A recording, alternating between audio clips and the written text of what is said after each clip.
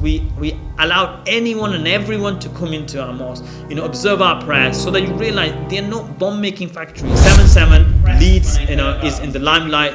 The international media has pounced on us. I was giving interviews left, right, centre every day. Britain is a great opportunity for British Muslims to actually have adopt new culture, which doesn't mean that we dilute our culture or dilute Islamic teachings. What it means that Islam is flexible, but at the same time, I want to learn about the English culture as well. That the literature is something that tells you about culture as to where it's come from. I came to this country in the early 1990s, and because my late father, Professor Qari Asim, he was living inside the building of the mosque. Me and my brother, Qari Asim, we also lived inside the building of the mosque. So that was quite unusual as a teenager living in the building, which is considered as a house of Lord of the heavens and the earth. So as a result, at a very young age, I got involved in the activities of the mosque, because obviously when children would come to read in the Holy Quran, I would also teach them, because I was already Hafiz when I came to this country. So I started teaching young people from a very early age, and sometimes I was only 2-3 years older than them. And that really made me realize that actually unfortunately the lack of knowledge of our faith, which is a peace-loving faith, which has resulted in us moving away from our faith. What's happened is a lot of cultural baggage. And so from very early age, I realized that we need to get rid of some of the cultural baggage that holds us back. Because Islam is flexible. Islam allows us to prosper in this world as well as in the hereafter. But sometimes because of our own cultural traditions, we've taken Islam to be a very narrow-minded religion.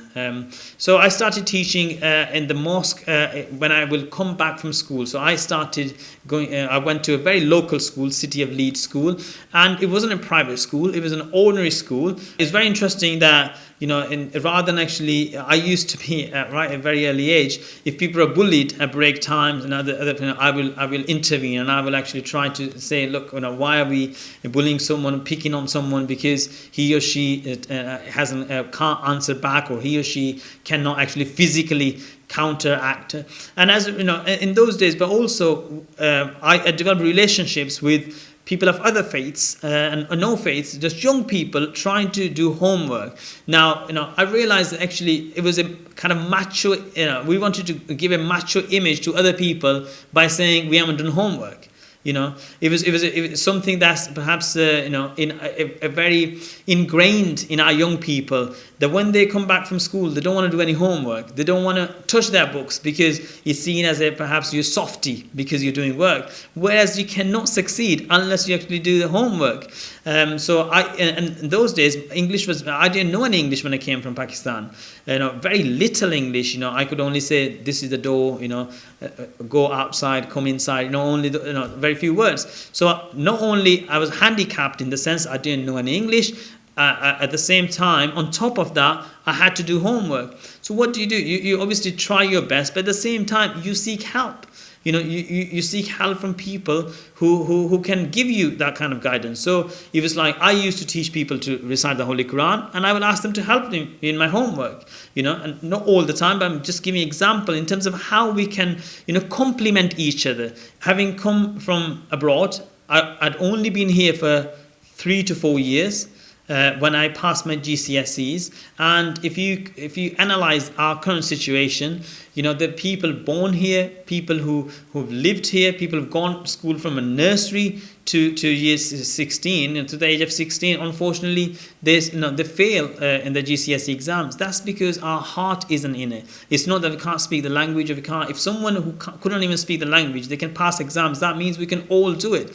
What we need to do is actually realize that it's important for us, in order to succeed in this world, in order to have flashy cars, in order to be rolling in money, which is not prohibited as long as it's lawful.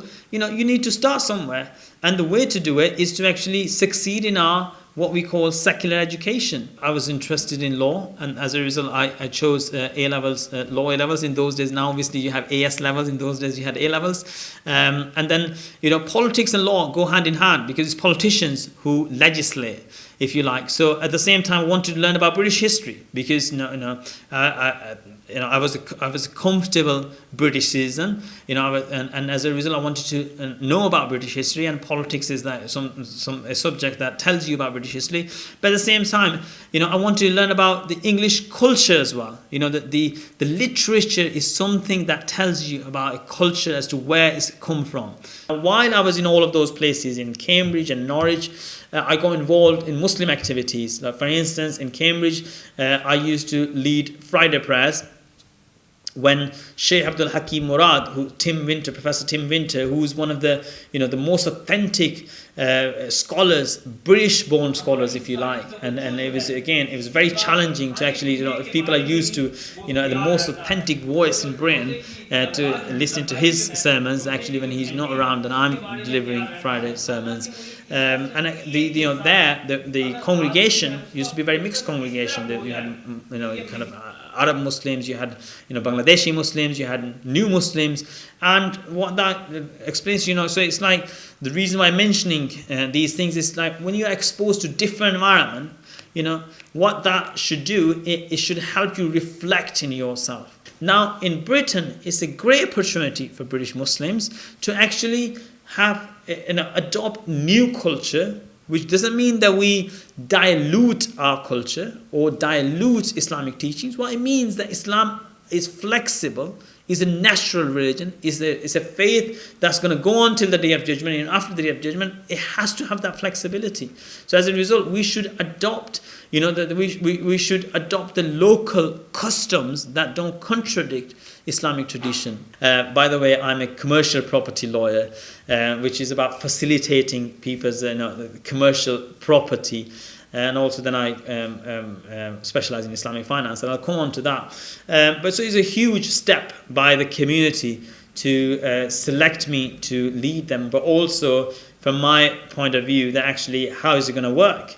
That I'm going to be doing my daily kind of work at the same time leading prayers. And as far as I know, I'm the only Imam in the country that leads daily prayers as well as does full-time job.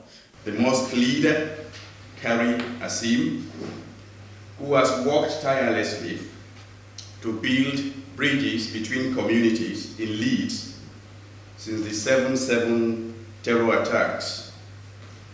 And as a result of the kind of in-depth work that is being engaged in, that work has been actually recognized by the Leeds Metropolitan University.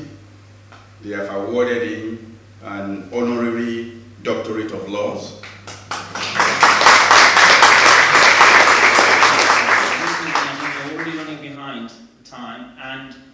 It was 7/7. Leeds, is in the limelight. The international media has pounced on us. I was giving interviews left, right, center every day, talking about how is it happened. It was a shock to our community, and then it made me think that we really need to be proactive. We British Muslims need to tell people that those who have hijacked Islam, they have nothing to do with Islam. Muslims are very confident in their faith and also very comfortable being British Muslims. So we needed to give a new identity. One of the things that we did, we opened the doors of the mosque. And we were UK's model mosque. We allowed anyone and everyone to come into our mosque, observe our prayers, so that you realize they are not bomb-making factories. Here we call people to serve God and also to serve human beings. And so I got involved in lots of interfaith activities, a lot of intra-faith activities, bringing Muslims together, inter-community activities, and I'd been doing it genuinely from 2005 until this day. So we were, and I was trying to take Islam to a different, if you like, British Muslim identity to a different level. You know, that we should talk about environmental crisis. We should talk about, you know, economic crisis. You know, where we can genuinely say that Islam can make a difference to people's lives. And I was genuinely humbled and honored to have awarded an MBE, and it was a recognition of the fact, I think that the fact that the community, the Leeds community and the Muslim community of Yorkshire has really stepped up to the mark. They've gone to a different level where they are confident being Muslim, but are very comfortable in contributing to the societies in which we live in.